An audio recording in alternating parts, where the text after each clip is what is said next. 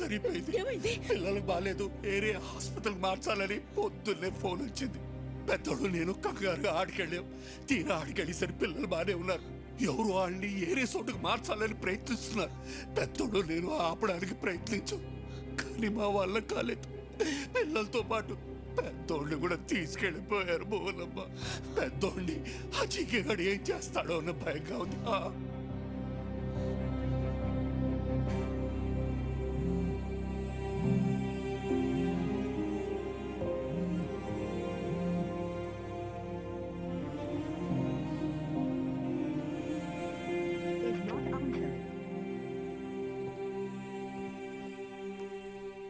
ఏంటి missed calls ఉన్నాయి? వదినా, ఈరోజు కోర్టులో మీ అన్నయ్య కేసు హియరింగ్ ఉంది. Final hearing. నీ అవసరం ఉంది.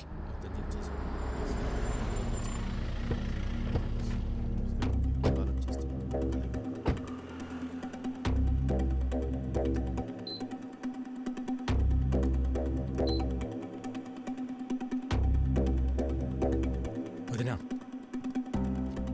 ఇక్కడికి ఎందుకు తీసుకొచ్చావు? అన్నయ్యకి ఏమైంది? అదంతా నీకు తర్వాత చెప్తా. నువ్వు లోపలికి రా.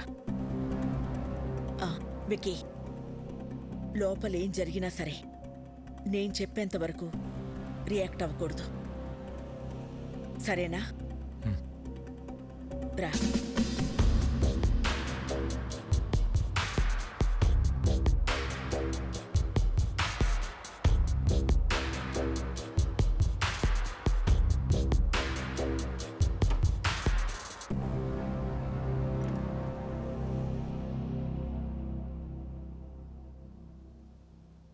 పాపారావు, మా ఆయన ఎక్కడున్నారు? చెప్పండి కమిషనర్ గారు. కోర్టు శిక్ష వేస్తుందని భయపడి పారిపోయి ఉంటాడు. అరెస్ట్ వారెంట్ రాగానే ఎక్కడున్నా వెతికి పట్టుకొస్తాం. మీ నాటకాలు ఆపుతారా? పిల్లల్ని అడ్డం పెట్టుకుని హాస్పిటల్కి పిలిపించింది బాబాయిని కొట్టి ఆయన్ని తీసుకెళ్ళింది జీకే కాదా? పోలీసులు అక్కడుండి కూడా రియాక్ట్ కాలేదంటే దాని వెనకున్నది మీరు కాదా? మర్యాదగా చెప్పు పాపారావు, ఆయన ఎక్కడున్నారు? ఈ రోజు నా అల్లుడు కేసు గెలుస్తాడు. పారిపోయిన నీ మొగుడు ఏ రైలు పట్టాల దగ్గర శవమై తేల్తాడు. రాజారాంకి కొడుకెలాగో లేడుగా, తలకురివి పెట్టడానికి తమ్ముడిని రెడీ అవ్వమంటే పెట్ట.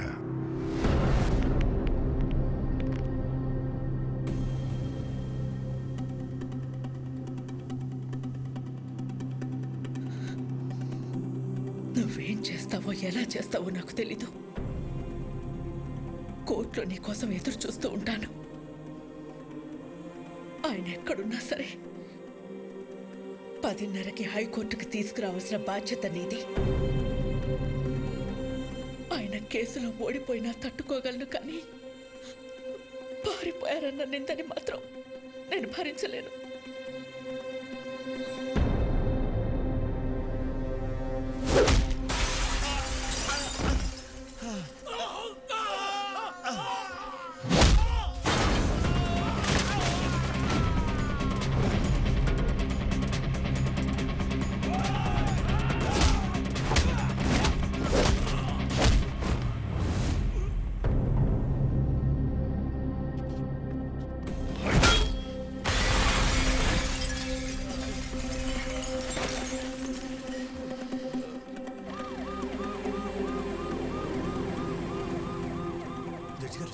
జడ్జి గారు వచ్చేసారమ్మా.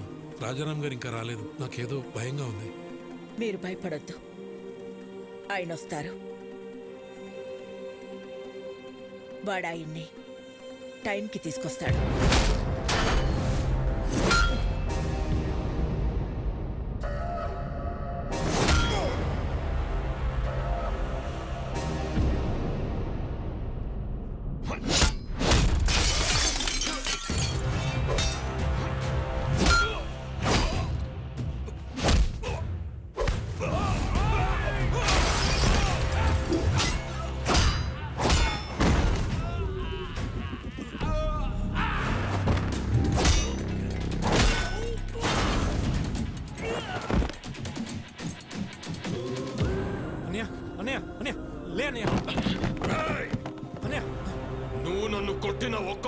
గొడవకి ఇక్కడ ఒక్కొక్క ప్రాణం తీస్తా. రారా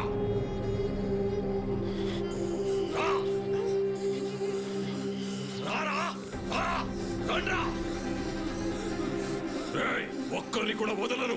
రా ఏసేండ్రా వాడిని.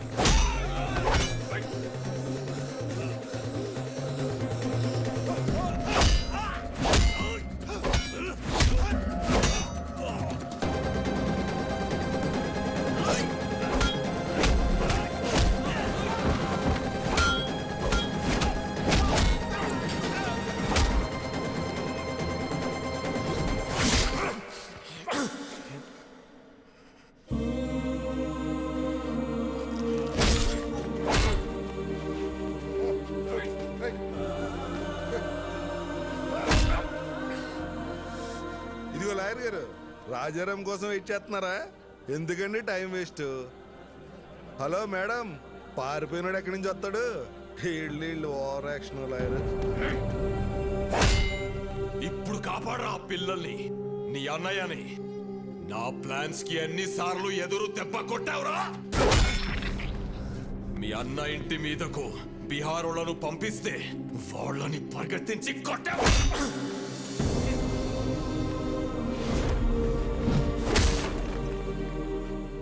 యాగం దగ్గర మీ అన్నయ్య చూస్తుండగానే ఫ్యామిలీ మొత్తాన్ని లేపేద్దామనుకుంటే దాన్ని తిప్పి కొట్టావు కదరా. నీ చావు ఎటువైపు నుంచి వస్తుందో నీకు తెలియదు. నేనుండగా మా అన్నయ్య ఫ్యామిలీలో ఒక్క చిరునవ్వు కూడా దూరం కానివ్వను అని నాతో ఛాలెంజ్ చేసి ఆపేసిన పెళ్లిని దగ్గరుండి చేశావు. వాళ్ళు 2 రోజులు ఎంగేజ్మెంట్ పెట్టుకోమని ఫోన్ చేశారు. ఆ ముఖర్జీని పిలిపించి బయల్రాజుని వేసినప్పుడు దొరికిందిరా మీ అన్నదమ్ముల మధ్య ఉన్న వీకెస్ట్ పాయింట్.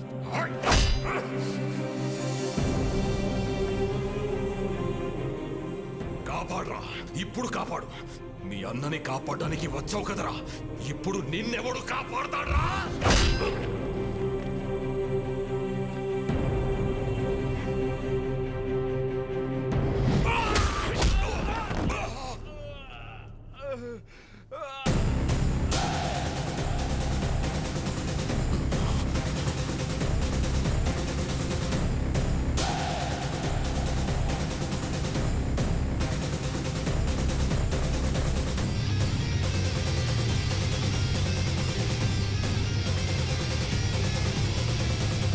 నువ్వే కరెక్ట్ విక్కీ.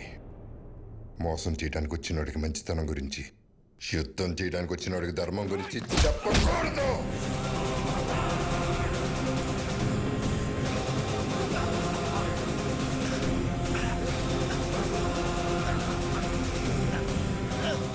చంపేస్తారా?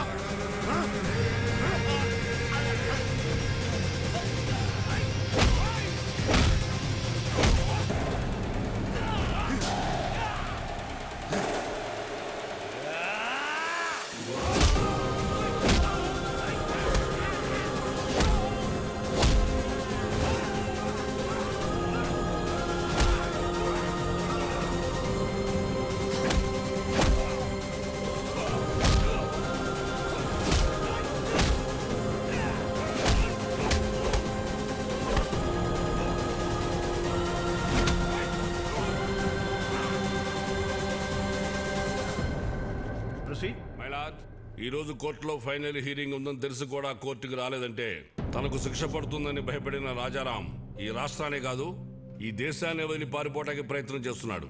హలో, రాజారాం ఇంక రాడమ్మా, పారిపోయాడు. ఇంకా నువ్వు బ్రేకింగ్ న్యూస్ ఇచ్చుకో.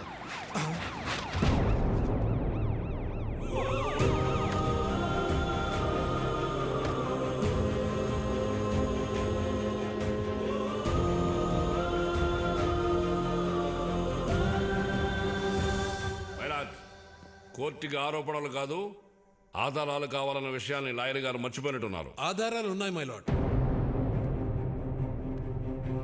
దానికి సంబంధించిన సాక్ష్యాధారాలన్నీ ఇందులో ఉన్నాయి. నా పేరు బయలురాజ్ సార్. జీకే గారు ఇచ్చిన డబ్బులకి ఆశపడి అనాథాశ్రమంకి వెళ్ళే ఫుడ్లో విషయం కలిపింది నేనే సార్. పాపం రాజారాం గారికి ఏం తెలియదండి. ఇదే నా మరణ వాంగ్మూలం కింద తీసుకోండి సార్.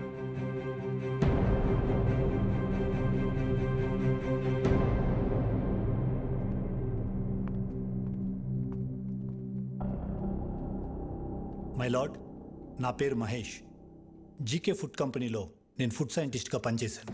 ఆ ప్రాసెసింగ్ యూనిట్ నుంచి వచ్చే ప్రతి ఒక్క ప్రోడక్ట్ కల్తీయే. ఆ ఫుడ్ ప్రోడక్ట్స్లో కలుపుతున్న కలరింగ్ ఏజెంట్ కూడా కల్తీ. వీటన్నిటి గురించి నేను ఒక రిపోర్ట్ తయారు చేసి ల్యాబ్కు టెస్టింగ్కి పంపిస్తే ఆ రిపోర్ట్స్ని కూడా మ్యానిపులేట్ చేశారు. వాళ్ళని వీళ్ళే బెదిరించి కంట్రోల్ చేస్తున్నారు మై లార్డ్. అంతేకాకుండా నన్ను నా ఫ్యామిలీని చంపుతామని బెదిరించారు మై లార్డ్. మై లార్డ్, ఇదంతా నా ప్రాపర్టీ కాపాడుకోవడం కోసం, షేర్ వాల్యూ పెంచుకోవడం కోసం, నా బ్రాండ్ ఇమేజ్ పెంచుకోవడం కోసమో చేయట్లేదు. మన కోసం, మన పిల్లల కోసం, రాబోయే జనరేషన్ కోసం ఈ ఫైట్ చేస్తున్నాను. నాకు అలా అనిపించట్లేదు రానారు.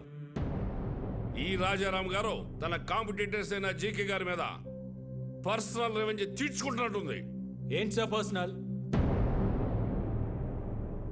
జీకే ఫుడ్స్ తిన్నందుకు 100 మంది పిల్లలు క్యాన్సర్ బారిన పట్టడం పర్సనలా, లేక ప్రశ్నించడం పర్సనలా? మిస్టర్, మీరేమైనా చెప్పాలనుకుంటే బోన్లోకి వచ్చి చెప్పండి.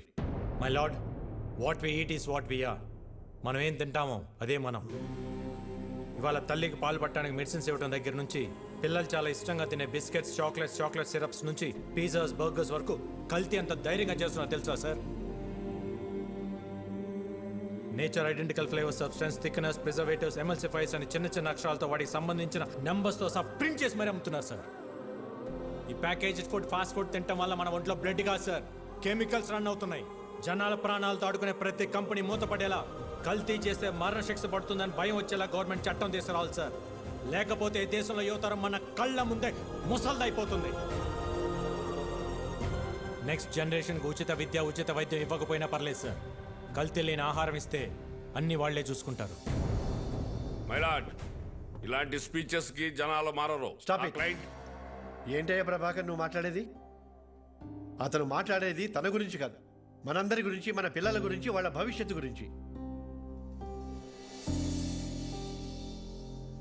నువ్వు రోజు కేసులు గెలిచి ఇంటికి డబ్బులు తీసుకెళ్తావు కదా. ఈ కేసు గెలిస్తే ఇంటికి తీసుకెళ్లేది డబ్బులు కాదు, జబ్బులు.